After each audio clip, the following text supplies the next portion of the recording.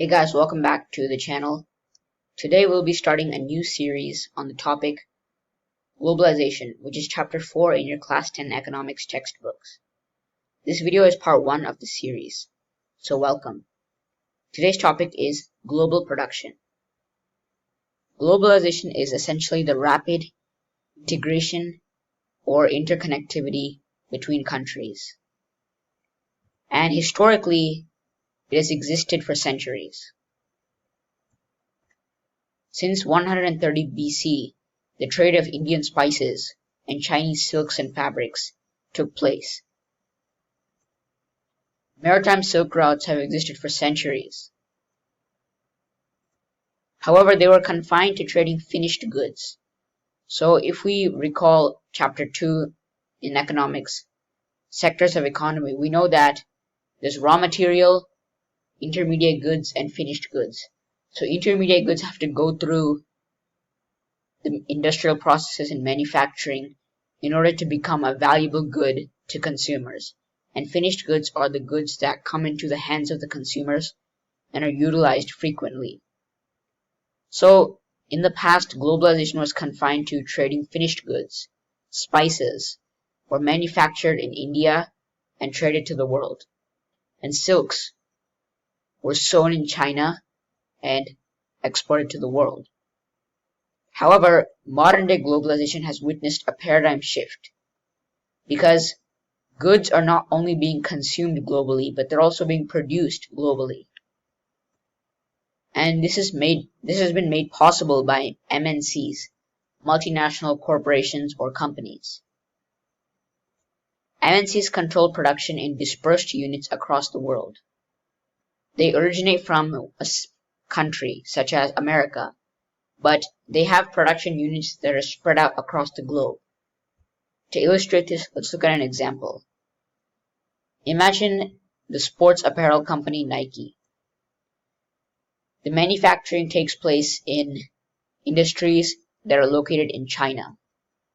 Raw materials are exported from Mexico. As this is a US origin company, research, design, and innovation takes place in America. And India is utilized for customer services or call centers. But what's the reason behind this? MNCs have one goal in mind: to maximize profits and minimize investment. So they look for the cheapest location for each step of the supply chain. So Mexico provides the cheapest raw materials.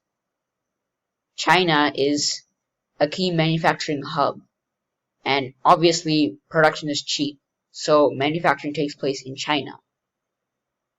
The USA is renowned for research, design, and innovating new products. So obviously research design takes place in the USA. And finally, India has educated youth that can speak fluent English and operate telephones and computers. So they're utilized and outsourced for customer services and call centers.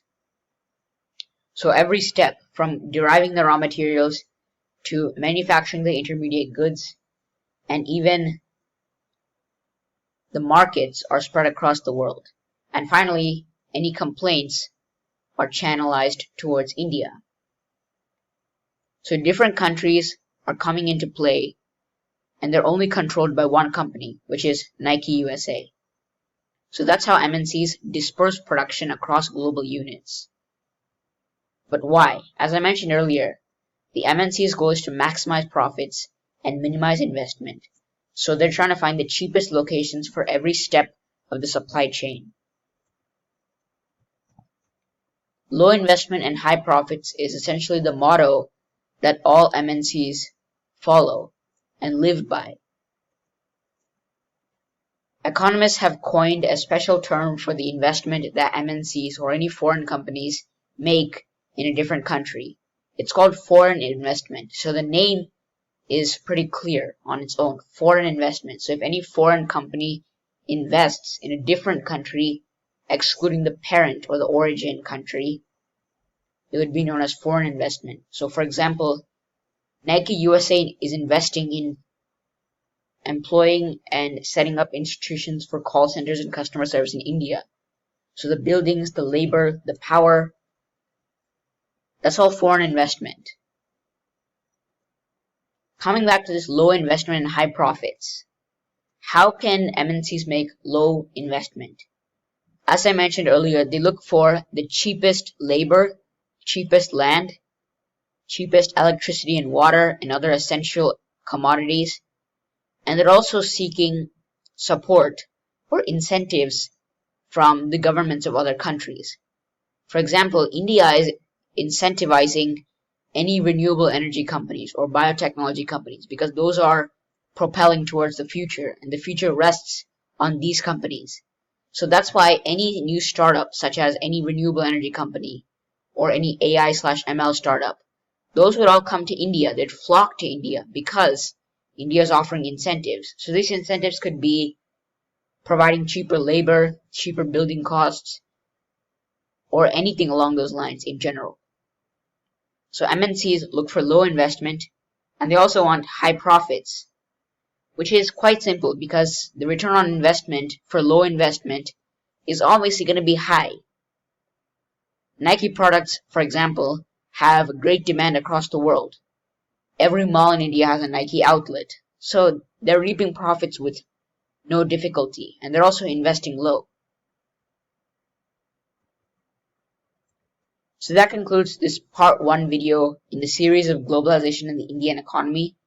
Part 2 will be about MNCs, so a thorough inspection of MNCs, how they work, how they develop ties with other countries, their pros and cons, and how they impact indigenous production units. So that concludes this video. As always, thank you so much for watching.